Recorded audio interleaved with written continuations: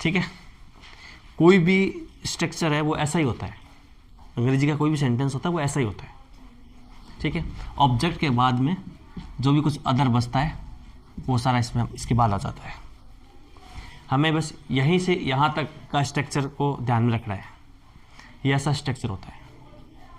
इस स्ट्रक्चर में सिर्फ और सिर्फ इन दो चीज़ों को ही ध्यान में रखना है, जिससे हमें पता लगेगा कि टेंस है। बाकी चीज़ तो सभी में सेम सेम होती है, इन दो चीज़ों को ही ध्यान रखना है बस। समझे?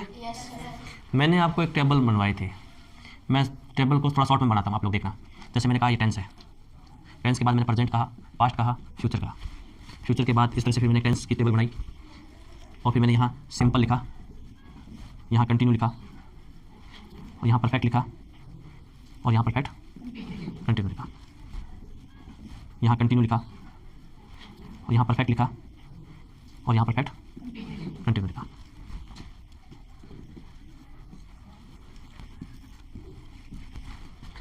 यहाँ चलते हैं, यहाँ इस टेंस को बाद में सीखेंगे, इस टेंस को भी बाद में सीखेंगे, इस टेंस को भी बाद में सीखेंगे। सबसे पहले जो इजी है वो सीखते हैं। ठीक है, इन सब की जो हेल्पिंग वर्ब है, मैंने आपको एक हेल्पिंग वर्ब सॉन्ग याद करवाया था, उसी तरह से लिखना है। वो मैंने इसी तरह से याद करवाया था ताकि आपको कोई कन्फ्यूजन नहीं हो। जैसे मैंने आपको डू, डच, डिड ऐसे याद करवाया था। Do, does, did, is, are, am, is, are, am, was, were, और यहाँ हैज, हैव, और यहाँ हैड, ऐसे याद करवाया था आपको। ये जो भी चीज़ है ये सब हेल्पिंग वर्ब है, ये सब हेल्पिंग वर्ब है। ठीक है, यहाँ जो हेड है वो उसके साथ हैज है, हैज के साथ बीन लग जाएगा, और यहाँ हैव के साथ भी बीन लग जाएगा। सब लोग समझ गए? और यहाँ भी हेड के साथ बीन लग जाएगा। अब do, does, did, is, are, am, was, were, has, have, had, ये आपको याद रखना। ठीक है, अब इसके साथ इधर आ जाते हैं। ये अब मैंने कहा आपको बाद में सीखेंगे। हेल्पिंग वर्ब तो मैंने इसकी भी लिख दी थी, इसकी भी लिख दूंगा, लेकिन कोई दिक्कत, चलो लिख देता हूँ मैं। इसकी विल और सेल है, इन सब के साथ will shall, will shall, will shall ही है, याद रखने है। तो यहाँ भी विल सेल, यहाँ भी विल सेल, यहाँ भी विल सेल, यहाँ भी विल सेल, कोई दिक्कत? इसके साथ विल के साथ बी लग जाता है, विल भी सेल भी। इसके साथ विल हैव लग जाता है, सेल हैव लग जाता है। लोग समझ गए? यहाँ विल हैव और सेल हैव लग जाएगा, और यहाँ विल हैव बीन लग जाएगा, और सेल हैव बीन लग जाएगा। यहाँ तक सब लोग समझ गए? ये जो हेल्पिंग वर्ब है, मतलब मैंने कोई भी टेंस है उसका ये काम पूरा कर दिया। कोई भी टेंस में यहाँ क्या आएगा वो मैंने बता दिया। इस टेंस में क्या आएगा, इस टेंस में क्या आएगा, इसमें क्या आएगा, इसमें क्या आएगा, तो सारे स्ट्रक्चर मैंने बता दिया आपको। समझ गए? अब रहा वर्ब का। सब्जेक्ट और ऑब्जेक्ट तो कोई दिक्कत वाली बात नहीं है। ठीक है, अब रहा वर्ब। वर्ब में अगर हम कंटिन्यू चलते हैं, कंटिन्यू ये सीखेंगे पहले। कंटिन्यू चाहे ये है, चाहे कंटिन्यू ये है, चाहे कंटिन्यू ये है, चाहे पूछो ना।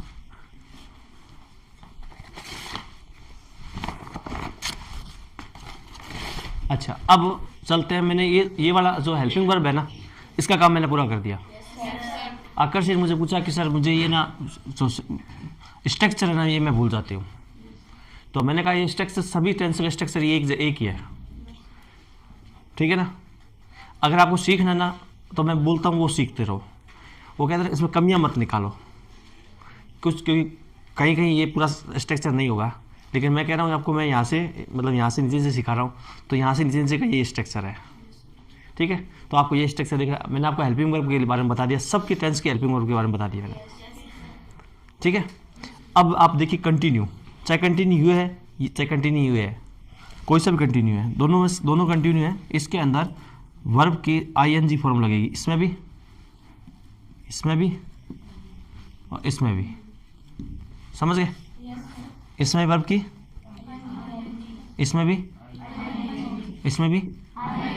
अब बताओ कहाँ याद रखना है? ये इतना ही याद रखना है। ये परफेक्ट है, इसमें वर्ब की थर्ड फॉर्म लगती है, इसमें थर्ड फॉर्म लगती है, इसमें थर्ड फॉर्म लगती है। बस अब मैंने ये आकर्षि से कहा कि आप प्रेजेंट परफेक्ट का जो स्ट्रक्चर है वो बना के बताओ, प्रेजेंट परफेक्ट का। तो इसने कहा सर सबसे पहले सब्जेक्ट। मैंने कहा ठीक है, ये तो सब में आएगा। फिर उसके बाद हेल्पिंग वर्ब आती है, तो इसकी जो हेल्पिंग वर्ब है वो ये स्ट्रक्चर में कहेगी कि सर हैज और हैव, दोनों में से कोई एक आएगा।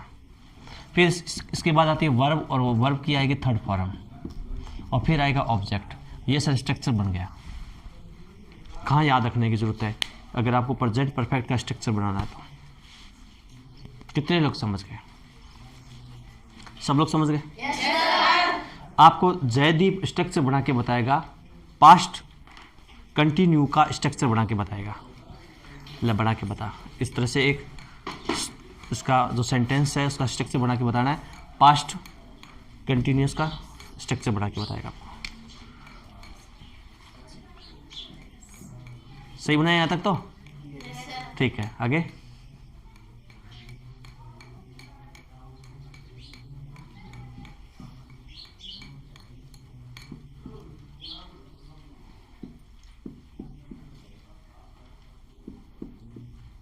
शाबाश, जयदीप के लिए तालियां बजा दो। अब बताओ कितने लोगों ने स्ट्रक्चर को समझ लिया? अब कितने लोगों को लग रहा है कि स्ट्रक्चर नहीं भूलेंगे? सब लोगों को टेंस के नाम मालूम है, हेल्पिंग वर्ब का सॉन्ग लर्न है जिसको याद है, और फिर मैंने ये बता दिया हेल्पिंग वर्ब कंटिन्यू आएगी या थर्ड फॉर्म आएगी, बस इतनी सी बात याद रखनी है। सब लोग समझ गए? अब क्या आप सबके बना सकते हो? ठीक है। अब देखिए मैंने आपको ये कहा कि इसके भी 4 पार्ट है, इसके भी 4 है, इसके भी 4 है, इसके भी 4 है, सबके 4 है। उन चारों में क्या क्या नाम होता है? उनमें पहले का जो नाम होता है वो नाम होता है पहले का, उसको हम बोलेंगे अफर्मेटिव,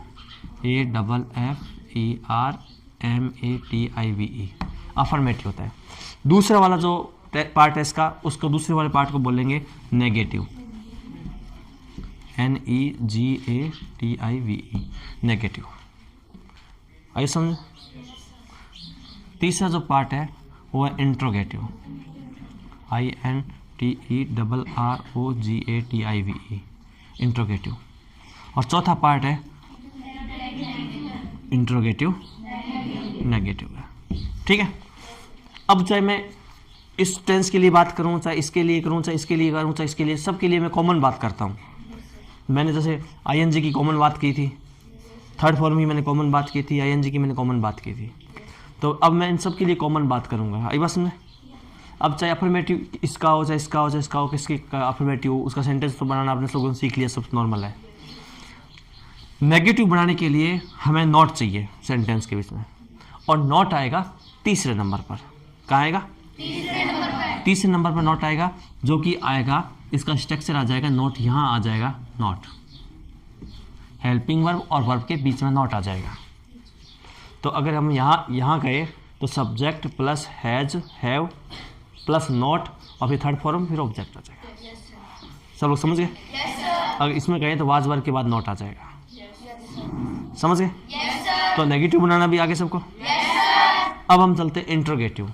इंट्रोगेटिव का मतलब होता है प्रश्नवाचक। ठीक है। नेगेटिव नकारात्मक, इंट्रोगेटिव प्रश्नवाचक। मेरी बात को ध्यान से सुनना, जो ध्यान सुनेगा वो सीख जाएगा, और जो नहीं सुनेगा वो बैठे रहना भले। इंट्रोगेटिव प्रश्नवाचक होता है, यहाँ मैंने नेगेटिव के लिए बताया। अब मैं जिसने सुना, छोटी सी बात है, नॉट तीसरे स्थान पर आता है, छोटी सी बात है। अब मैं किसी बच्चे से पूछूं, जैसे मान लो मैं नितिन से ही पूछ लेता हूँ, नितिन नेगेटिव सेंटेंस की क्या पहचान होती है? शाबाश, इसके लिए तालियां बजाओ, इसने सुन ली बात। वैसे बच्चे सुनते नहीं हैं, और जो सुनते नहीं उनको आता नहीं है। ठीक है। पवनदीप, रमनदीप, नॉट आएगा, नॉट कौन से नंबर पर आएगा? चौथे या पांचवें? इसके लिए भी तालियां बजा दो। अब ये बात बताओ कि इस चौथे में, पांचवें में और तीसरे में कोई शब्द ऐसा है जो याद करने वाला है? अब इसको समझ में क्यों नहीं आया? क्यों इमरान?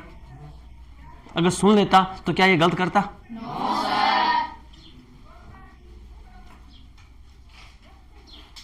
कौन कौन बता सकता है? तीसरे नंबर, थर्ड नंबर पर नॉट आता है।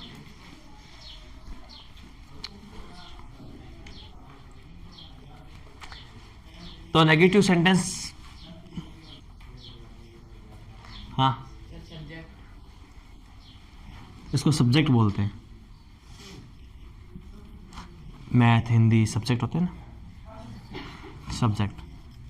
सब्जेक्ट के प्लस बाद में आगे क्या लिखेंगे?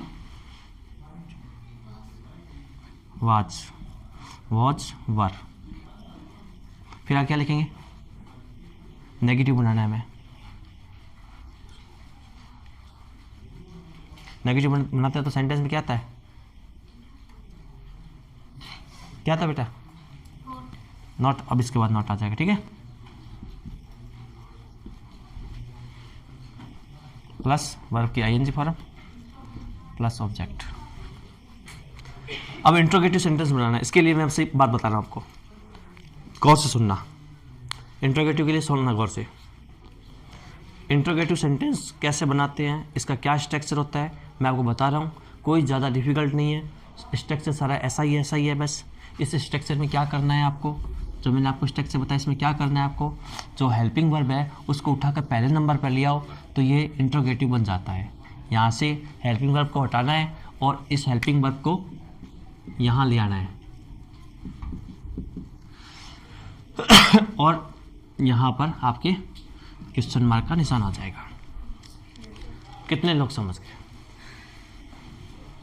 सारे समझ गए? अच्छा ठीक है, हाथ नीचे। पवनदीप अब बताओ, अगर मुझे इसको इंट्रोगेटिव बनाना है, इस सेंटेंस को इंट्रोगेटिव बनाना है तो मैं क्या करूँगा? पता है तुम्हें? नहीं पता?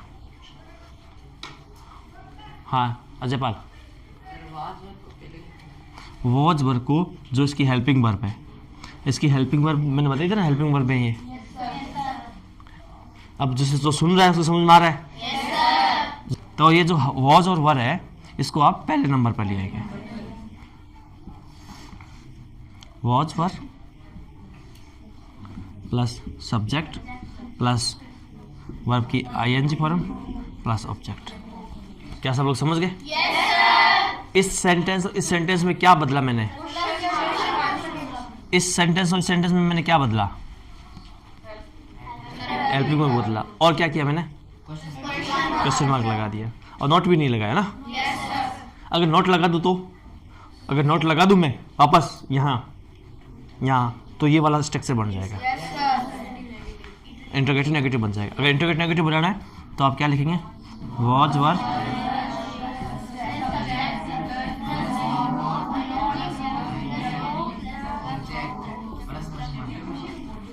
क्या सब लोग समझ गए? कितने लोग समझ गए? सब लोग समझ गए? अब मैं आपसे ये कहता हूं कि आप स्ट्रक्चर बना के मुझे बताओ। आप मुझे इस टेंस, जिसका नाम है प्रेजेंट कंटिन्यूअस टेंस है, इसके स्ट्रक्चर बना के बताने हैं। मैं इस टेंस के स्ट्रक्चर मैं आपको बना के बता देता हूँ, ठीक है? बाद में आप सभी के बना के देखेंगे। आपके 3 बच रहे हैं, इनको बचने दो, ठीक है? इनको बचने दो। और इनको अगर आज सीखोगे तो सब गोलमाल हो जाएगा, क्योंकि यहीं से कहानी गोलमाल हो जाती है तो आगे समझ में नहीं आती। और आपको टेंस आज तक समझ में नहीं आया। अब तो यहाँ से नीचे नीचे समझ में आ गया सारा? कितने लोगों को समझ में आया यार? कितने लोगों को लगा कि कुछ आज सीखा है? सबको लगा? ठीक है। अभी मैं आपको सेंटेंस बना के subject plus helping verb plus verb plus object, ये इस तरह का स्ट्रक्चर होता है। रामचंद्र सुन रहा है ना? तो सब्जेक्ट आ जाएगा। समझ गए? मैं बता रहा हूं प्रेजेंट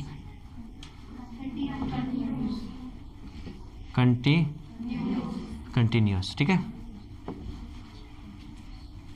ठीक है। तो हेल्पिंग वर्ब क्या आ जाएगी? हेल्पिंग वर्ब इज आएगी या आर आएगी या एम आएगा, प्लस वर्ब की कौन सी फॉर्म आएगी? आईएनजी फॉर्म आ जाएगी, प्लस ऑब्जेक्ट आ गया। ये जो पहला सेंटेंस बना ये अफर्मेटिव बना है, प्रेजेंट कंटिन्यू का अफर्मेटिव सेंटेंस बन गया ये। अब दूसरे नंबर पर बनाएंगे हम नेगेटिव। सुन रहे हैं मेरी बात को सब? नेगेटिव की क्या पहचान होती है इसमें? पहचान क्या होती है नेगेटिव की? नॉट होता है। कौन से नंबर पर होता है? तीसरे नंबर पर होता है। नेगेटिव तीसरे नंबर पर, नॉट तीसरे नंबर पर होता है। नेगेटिव बनाने के लिए subject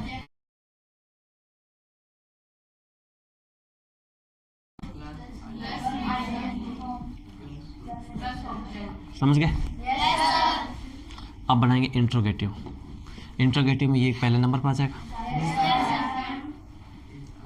is are am plus verb की आईएनजी फॉर्म और ऑब्जेक्ट, ठीक है। और अब इंट्रोगेटिव नेगेटिव,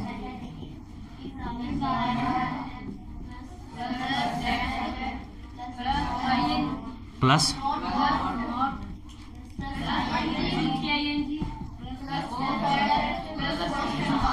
चलो समझ गए? कितने लोग समझ गए? सब समझ गए? तो अब आप इन सारे टेंस के फॉर्मूले, मतलब इसके चार फॉर्मूले, इसके चार फॉर्मूले हैं, इसके चार कर लोगे?